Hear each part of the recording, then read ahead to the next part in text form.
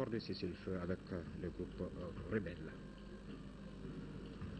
Le président de la République islamique de Mauritanie, saluant le corps constitué à l'aéroport international de Bamako-Sénou, où il a été accompagné par le président de la République Ibrahim Boubacar Keïta. C'était donc cet après-midi.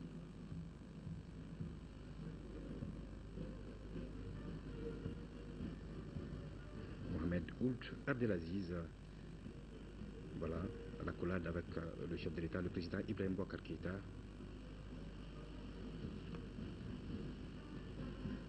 Et qui regagne donc son pays, la Mauritanie. C'était donc cet après-midi à l'aéroport international de Bamako-Sénou.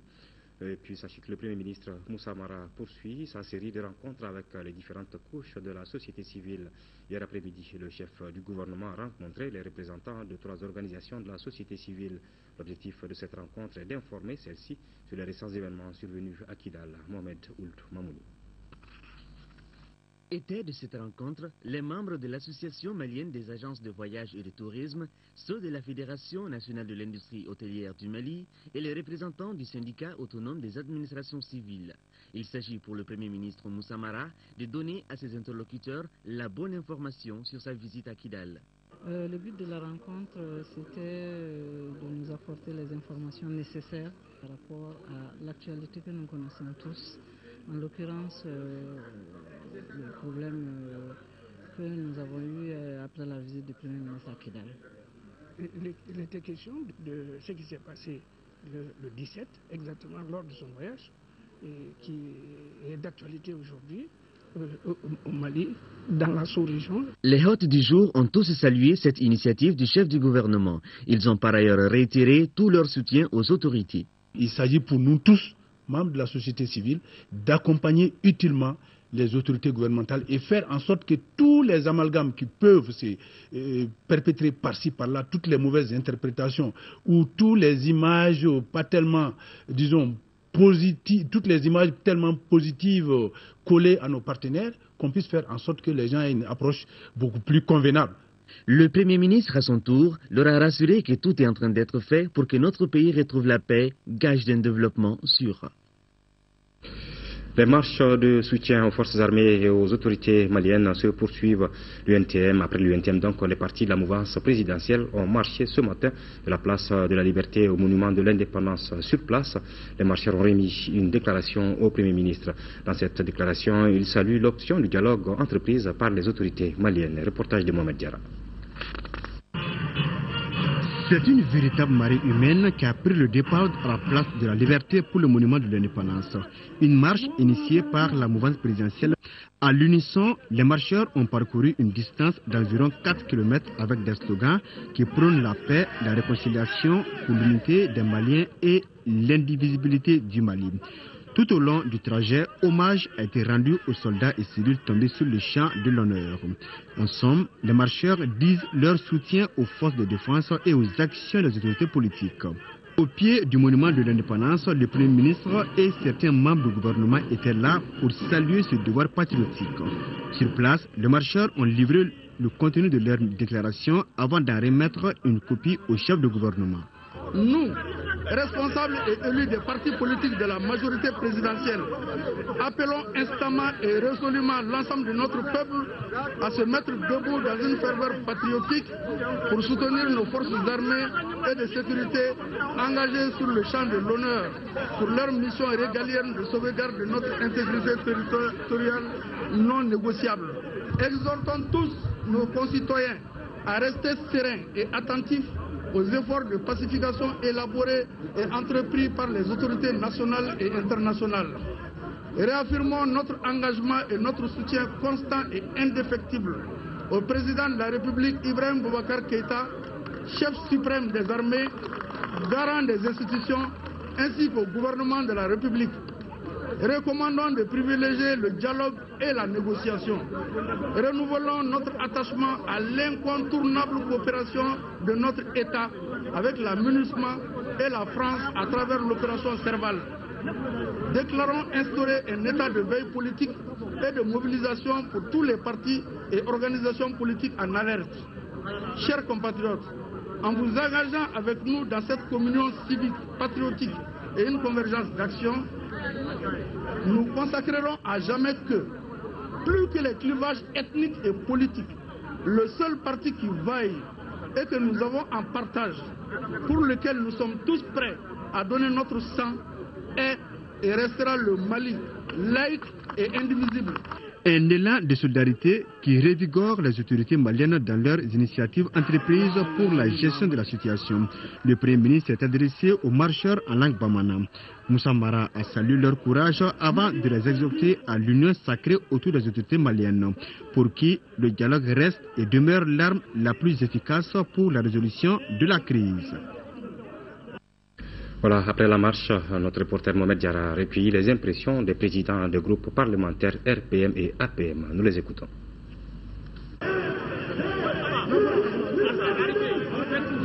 L'objet de la marche, c'est exprimer notre soutien au président de la République, au Premier ministre et à son gouvernement, soutien également à notre armée nationale. Voilà le sens de la marche. Nous voulons la paix, nous voulons quand même que le pays, le gouvernement puisse exercer pleinement la souveraineté du peuple, la souveraineté du Mali sur toute l'étendue du territoire du Mali. En fait, nous marchons pour la souveraineté du Mali. Nous marchons pour que nous puissions jouir de l'intégralité de notre pays. Le directoire de la coordination des partis politiques de la majorité présidentielle CMP adresse ses sincères remerciements aux partis politiques, aux organisations et associations de la société civile pour leur participation patriotique à la marche citoyenne de soutien au président de la République, au gouvernement et aux forces armées de défense et de sécurité. Restons mobilisés pour l'intégrité territoriale du Mali et pour la réconciliation nationale. Dans le même registre, Avocats sans frontières Mali, l'association des commerçants détaillants des ferrailles et de matériaux de construction du Mali, la chaîne nationale de solidarité des anciens Maliens de France, l'amicale des ressortissants guinéens au Mali, l'association nationale des travailleurs compressés du Mali, la Fédération nationale des chasseurs du Mali, la CM Sané Nikonton, condamne les événements douloureux survenus à Kidal et soutiennent le gouvernement et les forces armées de sécurité dans leur mission tout en s'inclinant devant la mémoire des disparus. Lancement ce matin par le ministre de l'économie et des finances entouré de deux de ses collègues de la 4e édition de la journée des banques et établissements financiers du Mali. Cette édition s'inscrit d'une part dans le cadre des activités, relations et projets des banques et établissements financiers, d'autre part elle sert de trait d'union entre les banques et le public. 17 institutions financières de la place prennent part à ce salon qui durera 2 jours.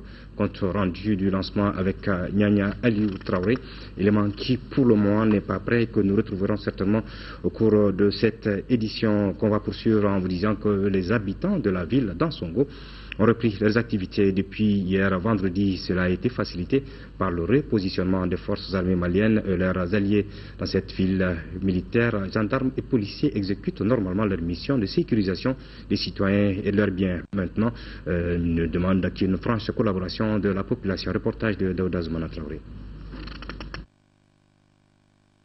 C'est une population engagée, courageuse qui a repris les activités à Ansongo. Les commerces sont ouverts et les activités génératrices de revenus sont en marche. Si la force du poisson réside dans l'eau, celle de la population se trouve auprès des forces armées. Compte tenu de l'ampleur de leurs tâches, ces forces armées se sont repositionnées à tous les niveaux du cercle d'Ansongo pour défendre la cause de la nation. Nous sommes là à Ansongo, sur instruction du commandant GTA 1, de venir défendre le territoire d'Ansongo, quelle que soit la position. Les brigades de la gendarmerie d'Ansongo et de l'Abezanga sont aussi présentes dans le but de sécuriser les personnes et leurs biens. Elles rassurent la population de l'exécution correcte de leur mission et cela jusqu'au bout. C'est pourquoi des patrouilles sillonnent toute la zone frontalière avec le Niger de jour comme de nuit. Au niveau de l'Abezanga, tout va très bien. La population est en pleine quiétude.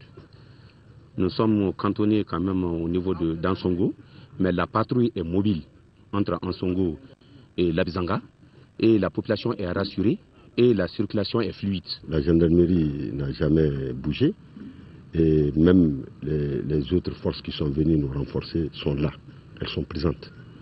Et on tient jusqu'à preuve de contraire à occuper notre position. Ici à la frontière, il y a la quiétude, il y a la tranquillité, il y a le calme. Donc nous sommes là en train de rassurer la population. La mission quotidienne du flux migratoire continue. Nous travaillons en symbiose avec l'armée et tout se passe bien. La population civile qui a toujours collaboré avec les FAMA promettent de redoubler d'ardeur et de vigilance.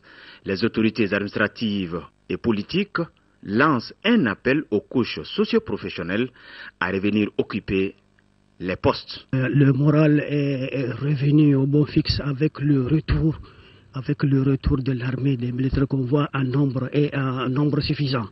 Je crois que ça les rassure et ils ont commencé à bien dormir. L'appel que j'ai à lancer d'abord aux parents d'élèves, je l'ai déjà dit, c'est de ne pas compromettre une année scolaire qui a déjà très bien débuté et qui tire déjà vers sa fin. Donc vraiment nous lançons un appel à ceux-ci pour qu'ils laissent les enfants en tout cas finir l'année en beauté et passer les examens de fin d'année. L'espoir commence à renaître. Les gens commencent à vaquer à leurs affaires. Avec l'appel que le gouverneur a lancé hier soir, même les agents de l'État qui sont sur place se préparent justement pour se rendre au service le lundi. Ce qui veut dire qu'il y a une certaine quiétude dans la ville d'Ansongo. Désormais, l'occupation de la ville d'Ansongo par des groupes armés n'est qu'un triste souvenir. Face à la situation qui provoque à Kidal, le gouverneur de la 6e région appelle les populations au calme et à la sérénité tout en restant vigilants. Le colonel-major Mamadou Mangara a invité les fonctionnaires, les particuliers et les banques à reprendre le service. Il rassure qu'aujourd'hui, aucune menace ne pèse sur sa région. Il l'a dit au micro de Adama Djimde. Tombouctou est une région très sensible, mais pour autant, nous n'avons pas perdu le contrôle de la sécurité. Grâce à l'effort de nos forces de défense et de sécurité, en collaboration avec nos alliés, tels la MINUSMA, la police des Nations Unies et le détachement de liaison et d'appui de Serval. Toutes ces forces déploient le maximum en organisant des patrouilles à fréquence rapprochée, à court et à moyen rayon. Tout cela, c'est pour la sécurisation des personnes et de leurs biens. À l'heure où nous sommes, nous avons constaté que des agents de service et des particuliers ont choisi l'option de repli. Je les invite à retourner, à reprendre le service au bonheur de la population. Et nous qui avons choisi l'option de rester, seulement c'est une question de conviction. Cette conviction de confiance aux forces qui nous protègent. Nous avons constaté que toutes les agences des banques, à l'exception de la Banque de l'Habitat, ont fermé les portes. Nous sommes en sortie de crise. Le volet économique étant l'un des piliers les plus importants, il importe que ces agences se retournent. Ce qui est certain, la population elle-même a confiance en elle. Ils ont confiance également à l'administration, à la politique et aux forces de défense. Mais pour l'animation des activités, il importe que ces agents, aussi bien que ces particuliers, reviennent pour nous aider à faire un... Voilà, le ministre de la Solidarité, de l'Action humanitaire et de la Reconstruction du Nord, Amadou Touré, a effectué aujourd'hui une visite à Gao, visite suivie par notre envoyé spécial Nyanya Aliou Traoré.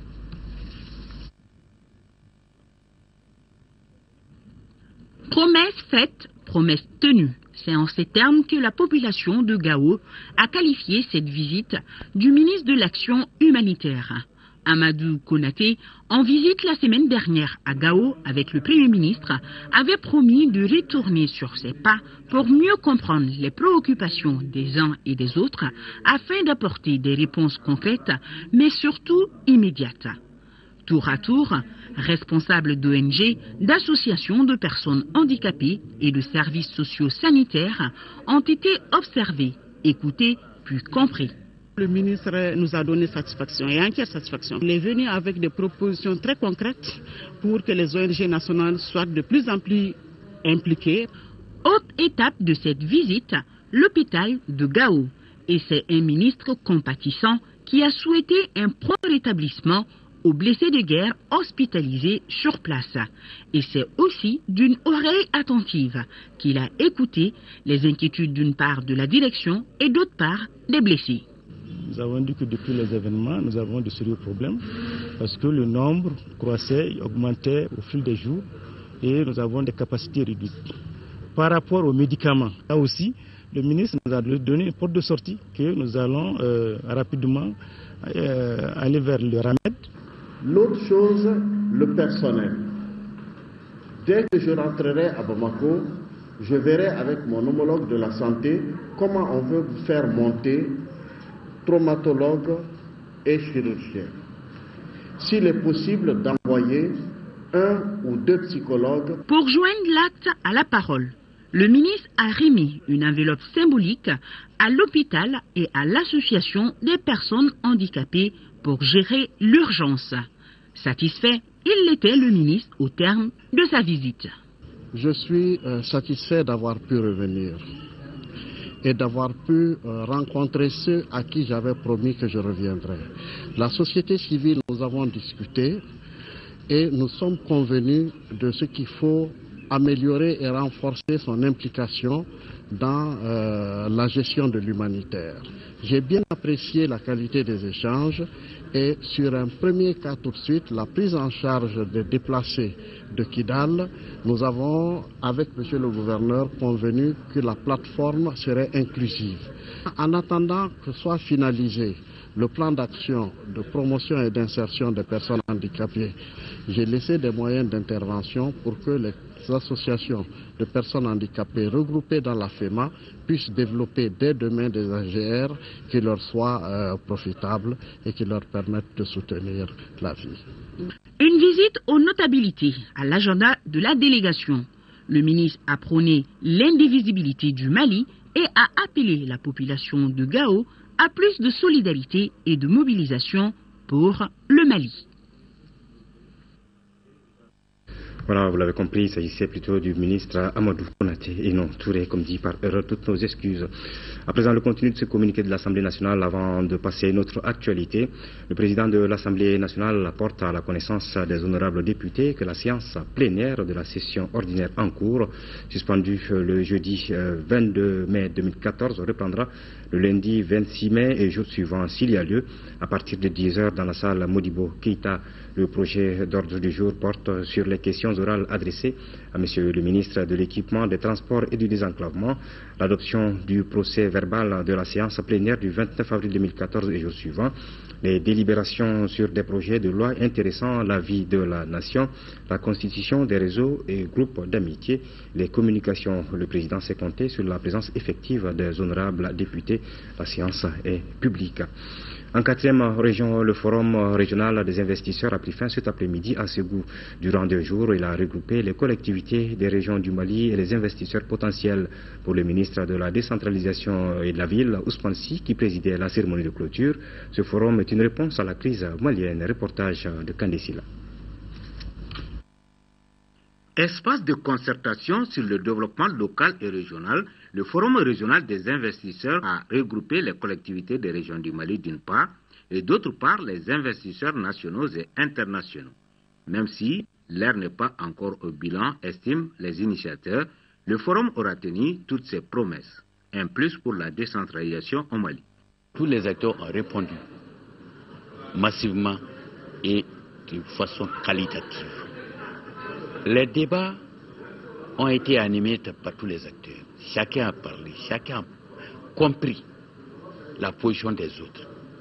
Et chacun est prêt à aller avec l'autre en partenariat pour réussir le développement. Pour le ministre en charge des collectivités décentralisées, cette initiative de l'Association des régions du Mali est une réponse à la crise que traverse notre pays. Crise dont les origines profondes restent liées aux questions de développement. C'est un bon signal que les élus régionaux viennent de donner. Malgré la crise, qui disent nous sommes regroupés, nous avons décidé de parler avec le secteur privé dans nos régions pour amorcer le développement du territoire. Initiative dont l'Association des régions du Mali compte élargir davantage. En deuxième région, il est prévu cette année, dans la région de Koulikoro, d'emblaver plus de 999 000 hectares pour une production céréalière d'1 439 000 tonnes, soit 16% de la production nationale. Ces chiffres ressortent de la rencontre du ministre du Développement rural avec les cadres sur la mise en œuvre du plan de campagne agricole 2014-2015, un plan qui retrace les voies et moyens pour l'augmentation des productions agricoles. Reportage de Brémakoni. La mise en œuvre du plan de campagne agricole 2014-2015 dans la région de Koulikoro nécessite un cadre de concertation et une synergie entre les acteurs du monde rural. C'est dans cette optique que les chefs des services concernés ont tour à tour ébauché les forces et les faiblesses enregistrées dans les différents domaines. L'objectif final est d'améliorer la quantité et la qualité des productions agricoles. Il est prévu en superficie 999 697 hectares pour une production totale de 1 439 000 tonnes, soit 16% de la production nationale en céréales. En ce qui concerne le coton, il est prévu pour la région une superficie totale de 98 000 hectares pour une production de 84 378 tonnes, soit 16% de la production nationale. Le plan de campagne 2014-2015 se veut un outil de travail efficace pour les acteurs du développement rural. Il ressort de la rencontre pour sa mise en œuvre que 15% du budget national sont consacrés à l'agriculture. Cela dénote de la volonté des plus hautes autorités du Mali de lutter efficacement contre l'insécurité alimentaire. Depuis l'adoption du plan de campagne harmonisé et consolidé, premier du genre au Mali, nous avons estimé qu'il fallait expliquer, qu'il fallait parler aux gens pour d'abord faire comprendre l'importance du plan de campagne 2014. En ce sens qu'il est le premier plan de campagne qui intègre les productions végétales, les productions animales et piscicoles. Le gouverneur de région, Alaï Tessougué, a réitéré sa disponibilité à aider les chefs de service pour l'atteinte des objectifs. Le ministre de l'Environnement et de l'Assainissement a entamé une tournée jeudi dernier dans la région de Caille. Cette tournée du ministre s'inscrit dans le cadre de la prise de contact avec les services relevant de son département. Manantali et Caille sont les deux localités qui ont reçu la délégation ministérielle. Envoyé spécial Sidi Moribou Dambélé, Lamine Keita. Constater de visu les installations et échanger avec les responsables des structures de son département, c'est l'objet de la tournée du ministre de l'Environnement et de l'Assainissement dans la région de Caille. Manantali et Caille ont été les deux premières localités visitées par le ministre. Ainsi, il s'est rendu au site des barrages de Manantali, Gouina et Felou. Après la visite de ces installations, le ministre de l'Environnement et président du Conseil des ministres de l'Organisation pour la mise en valeur du fleuve Sénégal OMVS a exprimé toute sa satisfaction. L'impression générale, elle est bonne, parce que Manantali, c'est déjà un projet d'il y a plus d'une décennie. Guina, c'est en perspective. Et Felou, c'est, comme on le voit, une centrale au fil de l'eau. Donc c'est des actions complémentaires. Et je pense que c'est des investissements structurants. Ça crée de l'emploi, c'est surtout un levier de développement dans l'espace local.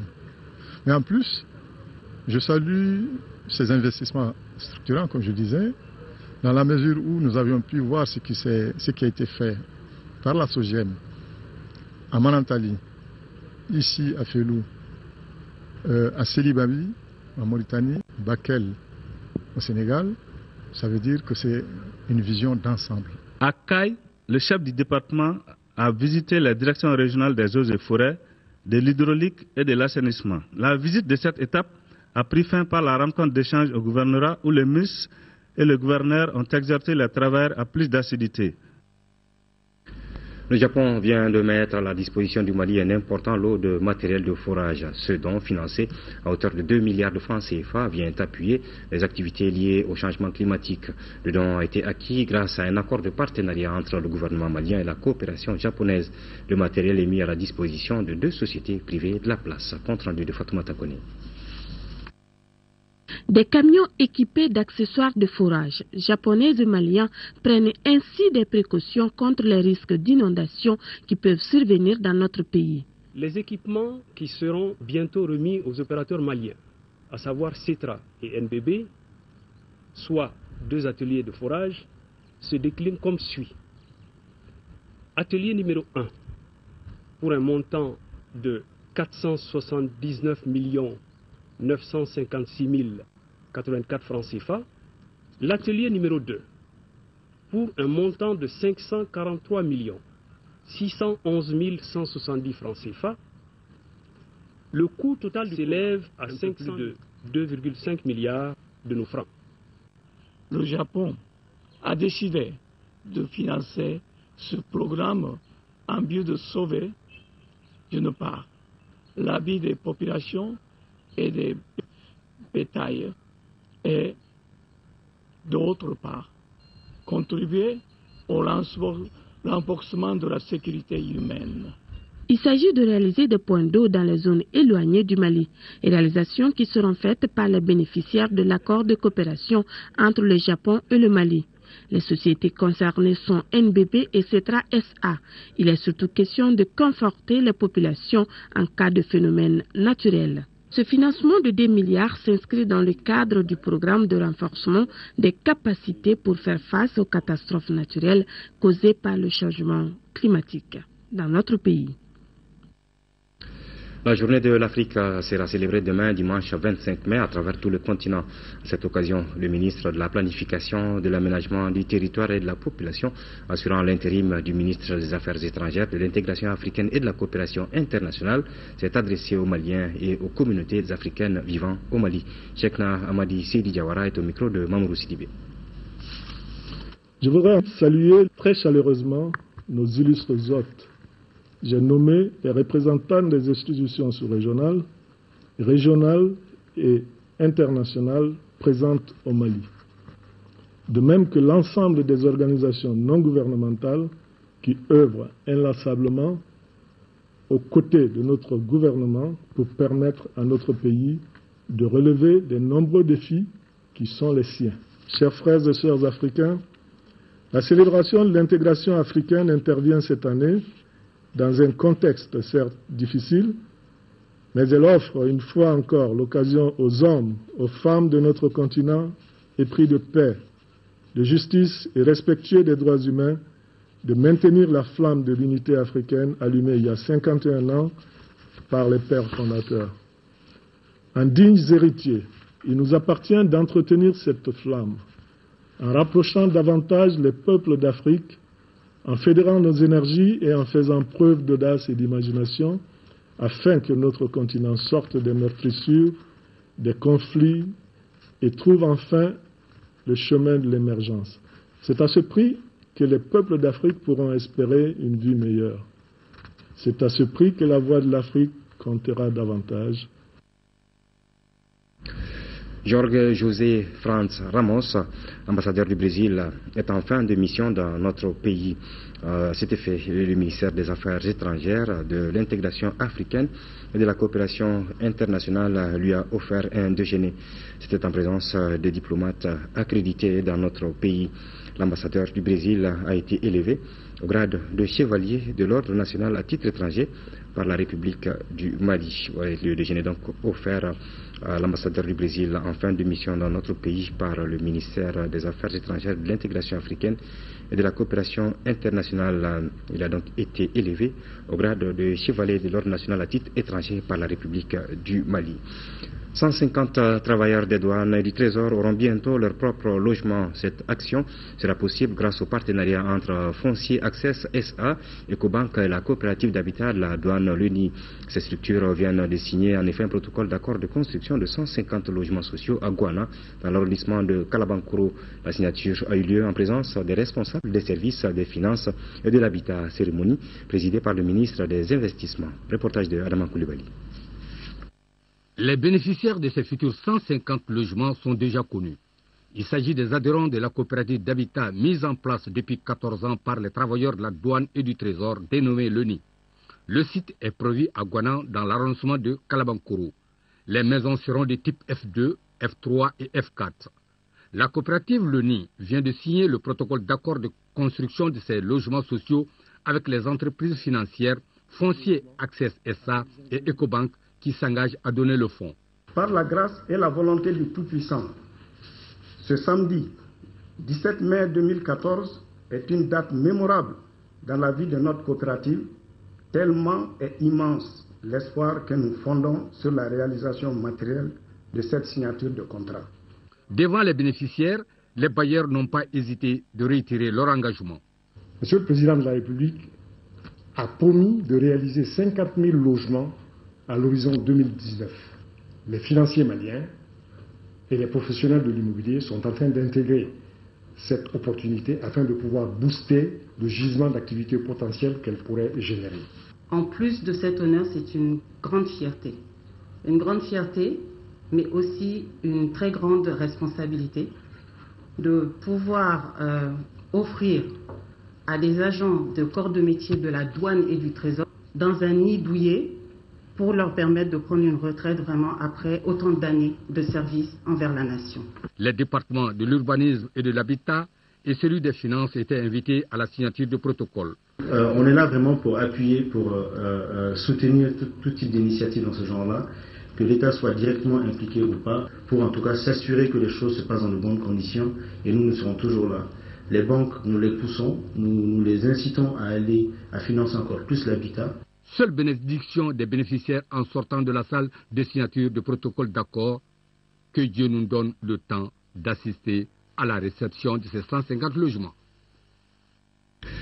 La première étape de la mission conjointe Banque mondiale gouvernement du Mali sur le programme Compétitivité et diversification agricole PCDA a pris fin hier dans la région de Mopti. Cette mission a permis en une semaine aux experts de voir certaines réalisations de ce programme, de rencontrer les bénéficiaires des sous-projets financés par le PCDA dans la région de Ségou et Mopti. Cette mission a également permis d'analyser les performances du programme sur le terrain et de formuler plusieurs recommandations pour la poursuite et l'atteinte des objectifs du PCDA. Envoyé spécial Abdraman Maïga. Cette première étape de la 12e mission de supervision a permis aux experts de la Banque mondiale et aux représentants de l'État d'apprécier les réalisations du programme Compétitivité et diversification agricole PCDA dans les régions de Ségou et de Mopti. À Nyono, dans la région de Ségou, les experts ont visité le pôle de conservation de l'échalote. Ce pôle d'une capacité de 300 tonnes comprend 15 magasins de conditionnement, une salle d'aération, de matériel pour trier l'oignon et des bureaux. L'ensemble de ces réalisations aura coûté 900 millions de francs CFA. Cette 12e mission de supervision a pour objectif de voir l'état d'avancement du crédit initial et le démarrage du fonds additionnel. La mission s'est ensuite rendue dans la région de Mopti. Ici, la visite a concerné le cercle de Banyangara, la commune rurale de Konna et certaines réalisations du PCDA dans la commune urbaine de Mopti et de Sévaré. Dans cette région, les sous-projets visités par les experts concernent les unités de production, de transformation de lait et d'embouche bovine. Nous avons même réfléchi à des propositions. C'est d'augmenter la disponibilité en lait en mettant un pont entre les zones inondées comme Dialoubé, comme Ténengou, comme Yuaru, avec les centres urbains, grâce à une technologie qui permettra de faire une transformation intérimaire dans ces localités et de transformer, de renvoyer le lait à demi-transformé dans les unités pour finaliser la transformation. Des échanges, il y en a eu avec les paysans au cours de cette mission. Ces entretiens ont permis aux visiteurs de mesurer le chemin parcouru par le PCDA, d'analyser les performances du projet sur le terrain et de proposer des solutions pour surmonter les difficultés. Ce que nous avons comme objectif, assurer l'approvisionnement en lait de qualité des unités de transformation, accroître la productivité en lait, encourager de par les technologies innovantes l'embouche bovine et assurer la conservation de l'échalote dans le plateau d'Ogon. Cette 12e mission de supervision a atteint ses objectifs car elle aura permis aux bénéficiaires des sous-projets et aux partenaires techniques et financiers de faire des propositions concrètes pour la poursuite et l'atteinte des objectifs de ce programme, à savoir lutter contre la pauvreté au Mali. Ouverture ce matin des travaux de la première session du comité de pilotage du programme d'amélioration de la productivité agricole des petits exploitants en Afrique sud-saharienne, SAPEP, un programme qui vise à augmenter la productivité des systèmes de production agricole. Les travaux se déroulent à l'Institut d'économie rurale. Isaac Tchenou. Ce programme d'amélioration de la productivité agricole des petits exploitants en Afrique subsaharienne, SAPEP, qui est à sa première session de pilotage, couvre 5 pays. Ce programme vise à améliorer la productivité des systèmes de production agricole au Cameroun, au Niger, au Bénin, au Burkina Faso et au Mali. On se propose d'augmenter la production agricole de 70% et d'augmenter environ le revenu de 20% au niveau des petites exploitations. Donc vous voyez l'importance de ce projet parce qu'en réalité, ce projet embrasse toute la chaîne de valeur, c'est-à-dire de l'approvisionnement, la production, la commercialisation, la transformation, afin que le petit producteur puisse améliorer son revenu. Le secrétaire général du département du développement rural a expliqué que plus de 80 000 exploitations qui pratiquent les principales cultures céréalières sont concernées. Daniel Simeon Kelema a aussi précisé que ce programme est en cohérence avec les ambitions de son département. Le SAPEP s'inscrit parfaitement dans la vision du département du développement rural. Cette vision est basée sur deux piliers, à savoir les agropoles et la résilience des exploitations agricoles et familiales. L'atteinte de ces objectifs assignés se fera à travers la diffusion des technologies, le renforcement des capacités des organisations paysannes, la mise en place d'infrastructures post-récolte, l'aménagement de bas-fonds et enfin l'accès au crédit et au marché. Actuellement, les besoins en céréales sont de plus en plus croissants. C'est pourquoi il est important d'exploiter les potentialités de notre écosystème.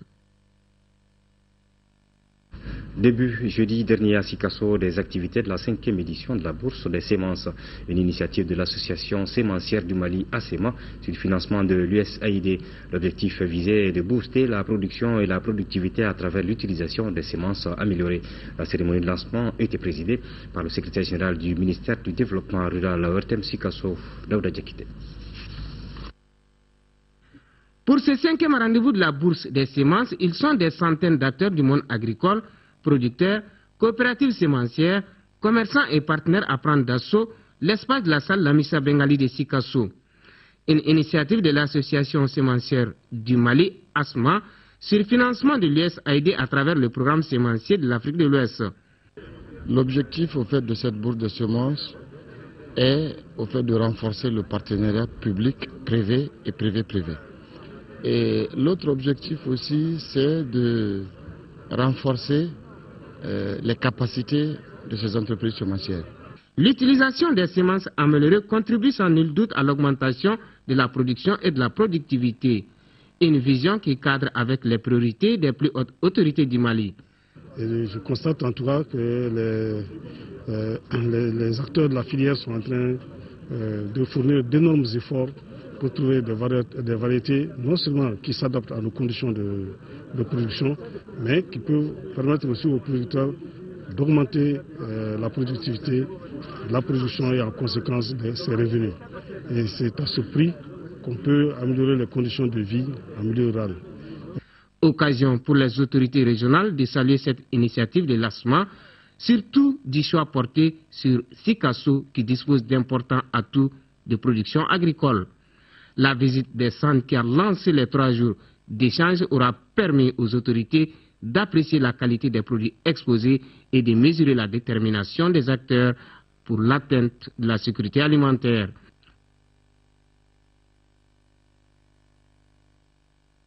Du sport à présent, après la finale de la Ligue européenne des champions que vous avez pu suivre en direct avec la victoire du Real de Madrid face à l'Atlético Madrid battu 4-1. Retour à présent à nos préoccupations nationales. Les matchs de tour du deuxième tour des éliminatoires de la Coupe d'Afrique de moins de 20 ans se disputent ce week-end. La sélection nationale junior du Mali reçoit les étalons du Burkina Faso demain dimanche à partir de 17h. Lors de la manche alliée au stade du 4 août de Ouagadougou, le Mali s'était imposé par le score de 3-0. Comment les juniors maliens ont préparé le rendez-vous de demain? Élément de réponse avec Ousmane Daou. Après leur large succès 3-0 à l'aller, les juniors maliens peuvent aborder cette rencontre retour avec beaucoup de confiance, mais la méfiance aussi doit demeurer car ça reste une rencontre de football. Ce match retour, nous le préparons comme nous avons préparé le match aller. Et après le match du Burkina, j'ai dit que c'était un match à oublier déjà. C'est vrai, il y a eu un acquis là-bas, mais un acquis qu'il faut consolider à Bamako. Dominataires à Ouagadougou, les jeunes maliens sont très attendus par le public sportif. Alors qu'ils joueront pour la première fois à domicile, ce qui peut être important dans une telle rencontre. Ils sont prêts parce que je pense que le discours que je vais leur tenir fera d'eux des guerriers et donc ils n'auront pas peur du public. Et le problème, il y a certains jeunes dedans que le public malien n'a pas encore vu. Et c'est une occasion pour eux de se montrer. À présent, la balle est dans leur camp pour la confirmation du résultat de la manche aller pour assurer leur qualification au prochain tour de la CAN Junior 2015 prévu au Sénégal. Coupe de la Confédération à présent, l'AS Real de Bamako joue également demain dimanche au Cameroun contre le Coton Sport de Garoua au compte de la deuxième journée des matchs de poule de la Coupe CAF. Les réalistes tenus en échec lors de la première sortie entendent ramener le résultat positif du Cameroun. Al-Jumatina a suivi la dernière séance d'entraînement des Scorpions de Bamako à Djikoro-Nimpara. Dans la phase des poules de la Coupe de la Confédération, l'AS Real jouera 3 rencontres à l'extérieur. Et c'est au Cameroun que les Scorpions commenceront leur périple face au Coton Sport de Garoua. On va tout mettre en œuvre pour ne pas perdre au Cameroun. Je pense qu'après, vous savez, il y a d'autres matchs qu'il faut jouer aussi. Mais le plus important aujourd'hui, c'est quand même de ne pas perdre là-bas. Tenus en échec par l'ASEC lors de la première journée, les pensionnaires de Djikoro-Nimpara ne veulent point se faire distancer dans ces mini-championnats où chaque match est capital. Ce match, on va le prendre comme une finale parce qu'on ne veut pas être distancé depuis le début. Si on va et qu'on perd là-bas, je pense que ça sera compliqué pour la suite. Mais normalement, les matchs à l'extérieur, et ça je vous le dis, les joueurs le savent. L'identité c'est de se mettre la pression, on ne se mettra pas la pression. Donc on va jouer ce match-là, je pense qu'on a une chance de gagner ce match et on va tout faire pour y arriver. Contre le Coton Sport, les Noirs et Blancs de Bamako en perte de vitesse depuis quelques rencontres espèrent retrouver leur qualité de début du tournoi. J'ai beaucoup aimé ce qu'ils ont fait par rapport au match contre la SEC, disons. Mais après l'infirmerie, je pense qu'aujourd'hui, on est en train de récupérer les joueurs petit à petit. Et Ibra, c'est vrai, il a joué la fois dernière, mais il a joué sur un pied. Et Badra aussi était dans le même cas. Et Kofi, pareillement. Il y a Moussa Doumia qui revient après une suspension. Par contre, on n'a pas pu récupérer Aziz. Et Jean aussi revient après la suspension. Je pense qu'on est en train de tout mettre en œuvre pour que ces joueurs-là puissent jouer ce match-là. Après, est-ce qu'ils seront à leur meilleur niveau ou pas? Je l'ai dit la fois dernière, c'est au fur et à mesure que réellement certains joueurs retrouveront leur niveau. On va essayer de jouer le match au Cameroun de façon intelligente. Depuis le début de la campagne, c'est à l'extérieur que l'AS Real a brillé, de quoi rassurer dirigeants et supporters ici à Djikoro-Nimpara. Voilà, avant de nous séparer, sachez qu'Actu Hebdo reçoit demain à partir de midi le président de la Chambre des mines, Abdoulaye Pona, et la coordinatrice du programme My Right, My Voice, Madame Togo Sitan Sissé. Ce sera au sujet du partenariat Direction nationale de l'environnement, Chambre des mines du Mali, signé cette semaine en vue d'une meilleure organisation du secteur de l'orpaillage. Actu Hebdo, c'est avec Ibrahima Diombele. Voilà, c'est tout pour ce journal. Retrouvez l'information demain à 13h avec Amadou Sankaré et à 20h avec Nyanya Alou Traoré. Merci et bonne fin de semaine à tous et à toutes.